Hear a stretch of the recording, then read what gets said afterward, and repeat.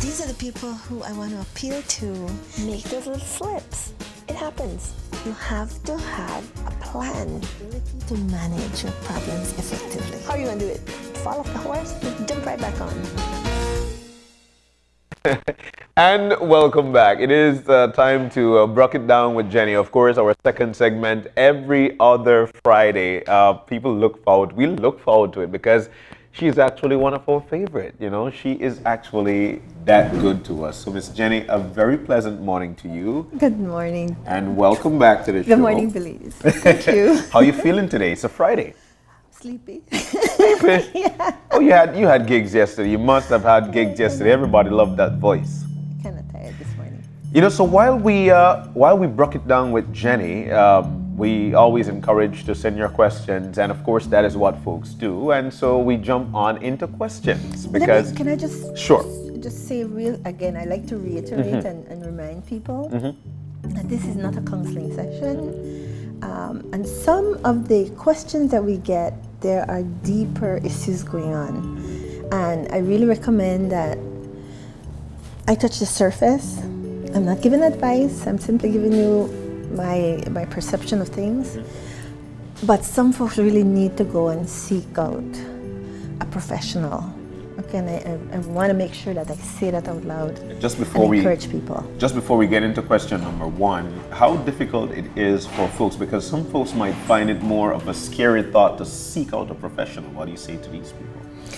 You know, people I remember when I first came back from the States, people used to say, counseling is for crazy people. And I used to say to them, the mentally ill don't go to counseling because really and truly they're not able to process the information. Counseling is for the everyday person who is overwhelmed by the things happening in their lives. And so they go into a counselor who basically helps them to look at things and look at the options and make some decisions and changes based upon the options presented to them. So you really have to have insight. You have to be able to self-introspect, look inside yourself and see where you're wrong and accept that you're wrong. And so there's a lot of cognitive things that a person has to do in counseling. We don't tell you what to do.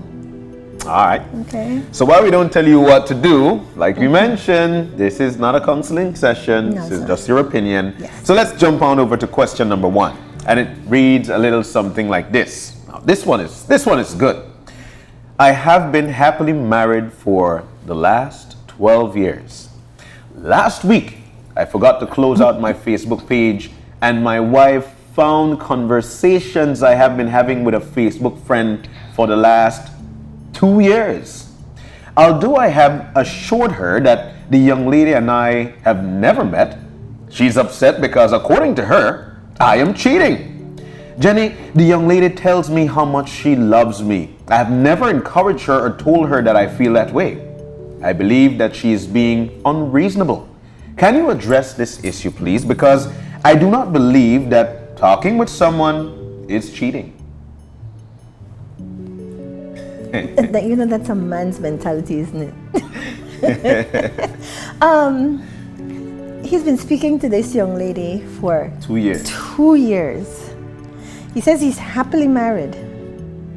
But if you're happily married, shouldn't you be talking with those things with your wife? The person you're happily married to? The fact that you are finding titillating and stimulating conversations with another young lady who apparently is validating your manhood or telling you something to get you, to have you feel good enough to keep talking to her every day on Facebook. I'm sorry, that's cheating. Straight out cheating. He's cheating. You're talking to somebody else. You know, when you get married or when you're in a committed relationship, there's something called loyalty. There's something called integrity. There's something called getting along with your spouse. And if you are looking out there talking to somebody else, you're setting yourself up for cheating. If you're not cheating yet, and let me tell you, that is cheating. Because those are conversations you should be having with the person that you love and the person that you are in a committed relationship with. Agreed or not? Agreed. If you're in a committed relationship, what are you doing talking to somebody else? You're actually walking the path into something bigger. You say you haven't met her yet. Trust me, you keep on talking to her, that's going to happen, and other things are going to happen. Worst off, he's saying that the young lady said that she loves him. How would that stem? How did it get to that situation? Do you think that he changed the conversation, or he's encouraging the conversation to actually go into the road of love? See, there's so many things, there's so many layers here. Because first of all, he hasn't met this young lady. He has no idea what kind of maybe mental disorders are going on there. I mean, we have people that we call borderlines. And these folks will love you. And they are going to be the most wonderful people, but they have a mental disorder. They'll stalk you. If she ever finds out where he lives, where he works, they will stalk you. You have to be very, very careful when you're meeting people on Facebook and you have no clue, no idea what this person is really like and what problems they have. All right? Borderlines fear abandonment. So you stop talking to her on Facebook.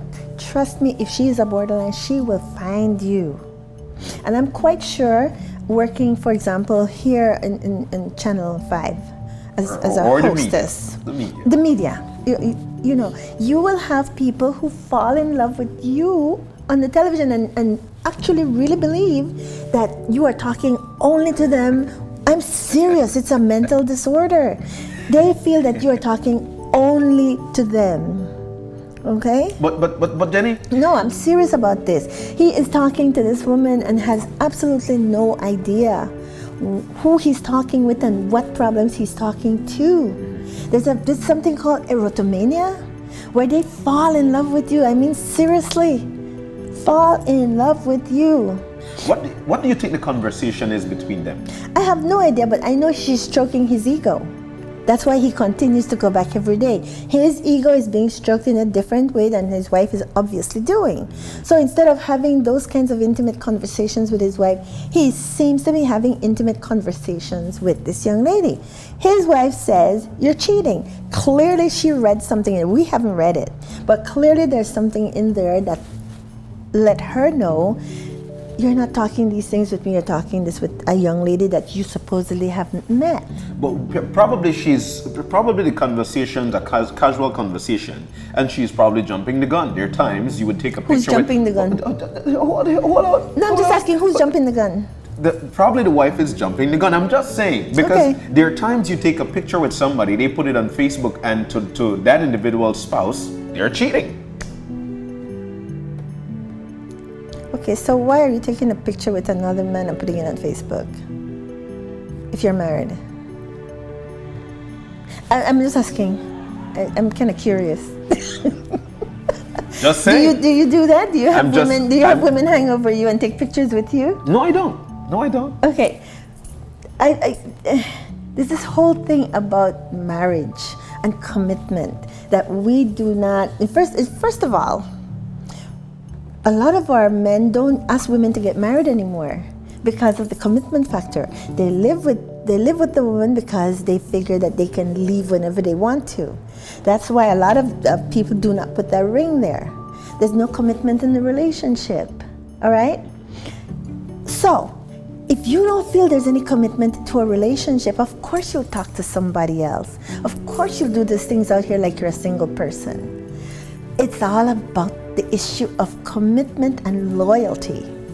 Question. So probably the conversation between this guy and this young lady is probably, "Hey, how you doing?" She would probably tell him that, life is not going okay. He would probably say, "Why is that? Why is life not?" And then the conversation stems from there. Every day we get in contact with each other in terms of conversation, because probably she's going through something. This has been stemming for the past 2 years. Now she's in love with him. Is he cheating? Why is he continuing to speak with her? If she is coming to him for counseling, he needs to tell her, "Girl, go down and see somebody. I am not a counselor." Why are you continuing to have these conversations with a woman that you were not married to or you're not in a relationship with? He's feeding her ego and she fell in love. Yes, that makes sense. Why are you continuing to carry this on? You're leading her on. Probably. And I'm sorry, that's cheating. Men do not want to hear that the things they do on Facebook constitutes cheating, but it's cheating. If you're in a relationship with me, you should be talking to me. I'm your partner. I'm the person that you want to make a relationship stronger with. But wouldn't you say from that light that it sounds like I'm not able to socialize with other people? I should only talk to my spouse at home? No, I'm not saying that. You talk with other people, but you're not talking to other people every day and fostering a relationship outside of this marriage or this, You're not going to get me to say that's not cheating. I'm sorry, that is cheating. That is cheating. Yes. And I hear this all the time. I hear men say, oh, but we're only having conversation. You're leading her on and you're leading up to bigger problems. And if you are married to me, why aren't you having those conversations with me? If it's that you're discussing with her. I'm sure this woman saw something why she called it cheating. It doesn't say that she got up and she left. She says you're cheating. She found something in those 2 years. A conversation. Absolutely. And here she's telling me, oh, she's in love with you. But I haven't met her. I haven't met her. She's upset Yet. because according to her, I'm cheating. Jenny, the young lady, tells me how much she loves me. I have never encouraged or told her that I feel the same way. Okay. He's not encouraging that he loves her. Okay. He didn't even tell her that. He's not encouraging for her to love him. She just mentioned it. Okay, so he's asking me the question. So, sir, if you continue to go down this path, you're going to run into problems. Let me give you the benefit of the doubt and say you're not cheating yet. But you're walking the path to cheating. I'm going to give that to you. But you're walking the path. 2 years. Now your wife has told you you're cheating. What are you going to do? You need to cut the ties with this person. If you are in a committed relationship, you gave me a ring and you say that you love me, talk to me. You have things that you want to discuss, come discuss it with me. Have conversation with me. Make our relationship stronger and better.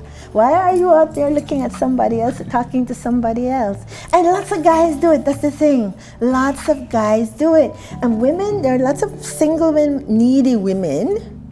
Sorry, well, we have a lot of needy women because we have been fed this lie that there are so many more women than men, and we're desperately looking for men. And so women, some little bit of attention are going to respond to that.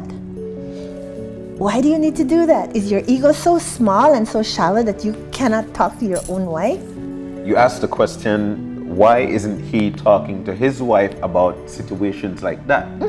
What if they're just having casual conversations at home? Probably went through conversations such as that, but he's just trying to help out this young lady. Go study counseling for 5 years after a master's degree, and then go help the young lady. Next question, Mr. Next question.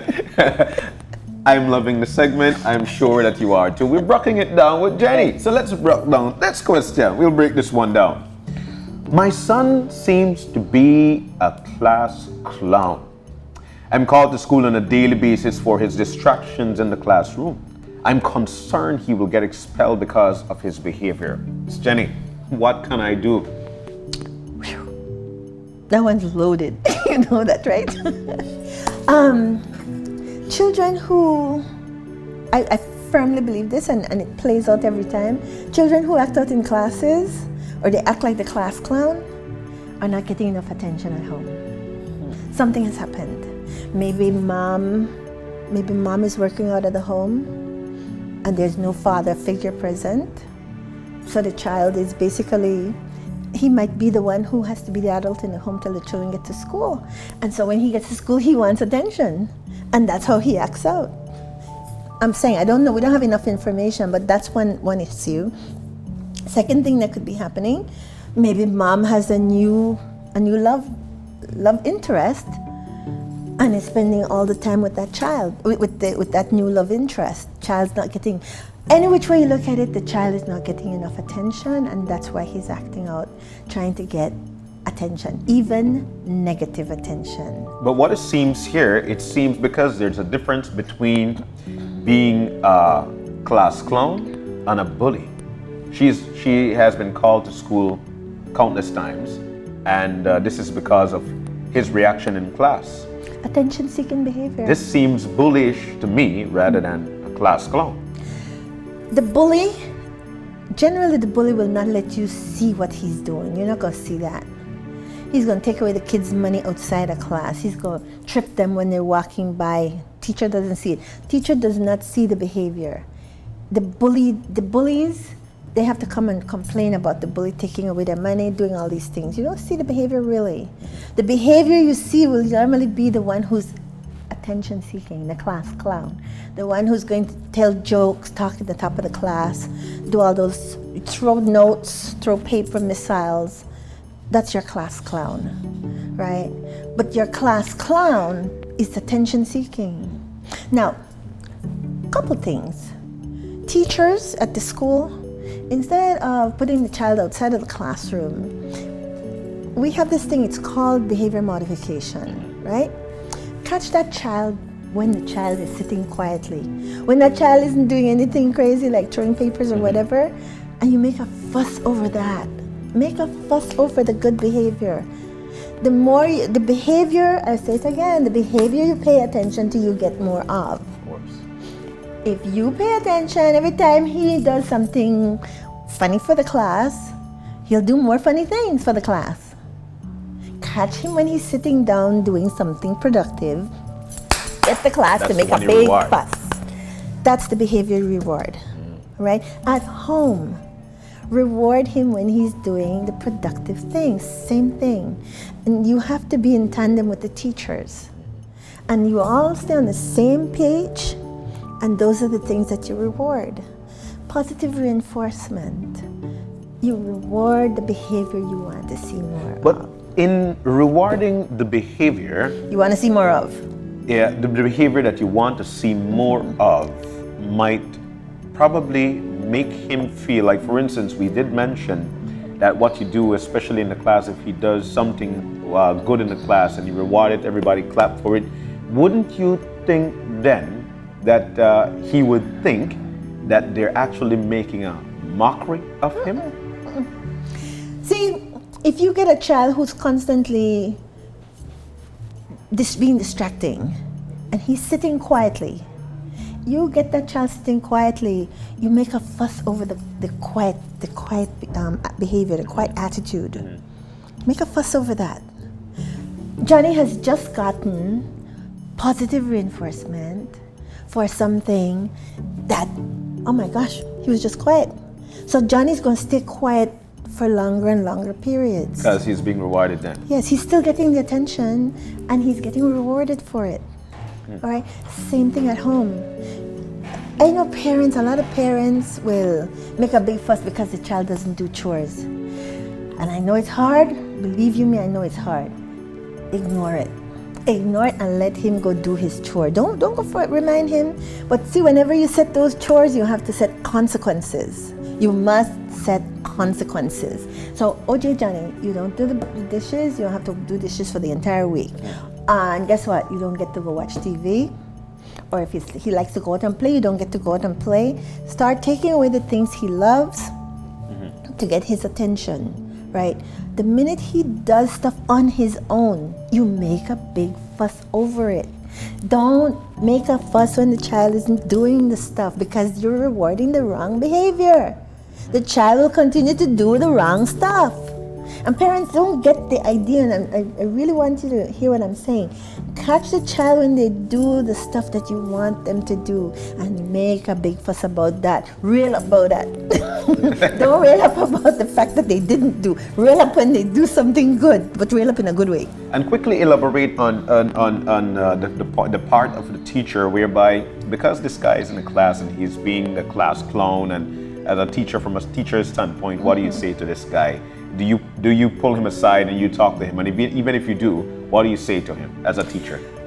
The thing is not to say anything when he's acting out. That's the main thing. And it's hard. I'm not saying it's easy. Because when a child is being a class clown, you want to just reach up and smack him and put him to sit in a corner. But that's not it. You're going to get more of that behavior.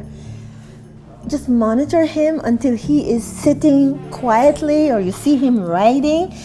You don't know what he's writing, but he's quiet. Make a big fuss about that. Make a fuss and ensure that all the kids, because remember, he is doing this for the attention of all the kids and you, teacher. So if you catch him doing this quietly, make a big fuss with the students. He just got positive reward, positive reinforcement for doing something positive. You'll see him spend longer and longer time doing what you want him to do. It's not an easy process. It doesn't take overnight. It takes a couple weeks to get where the brain changes and he starts doing it that way. But it's so important. It sounds simple, but it's really, if you do it, reward the positive. And you see, we're so negative sometimes when it comes to kids. We just think, oh, they're so rude and they're this, and you want to smack them. It's a little bit of investment. You get so much reward, I'm telling you. Well, Miss Jenny, and I just love your style. That much I could tell you.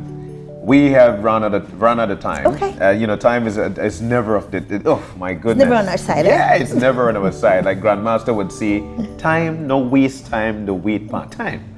So we thank you so very much for being with us for both questions. You are on Facebook chit-chatting with somebody for 2 years, and then they're telling you that they love you. Cheat, my brother. You're cheating. Hey, you shouldn't be on there for 2 years period. And of course, okay. if you have to be going to school constantly because your child is the class clown, then hey, you need to reward him for the wonderful things that he's doing, rather than to give him the attention he's seeking while he's doing negative in the classroom. So those were two big questions. Thank you so very much, Miss Jenny. We'll be seeing you again not next Friday, the Friday after. We look forward to all the sessions. This has been the Brucking It Down with Jenny. But I'll tell you this much. Belize International Film Festival 2016, we've got that and more coming up in just a few. These are the people who I want to appeal to. Make those little slips. It happens. You have to have a plan to manage your problems effectively. How are you going to do it? Fall off the horse? Jump right back on.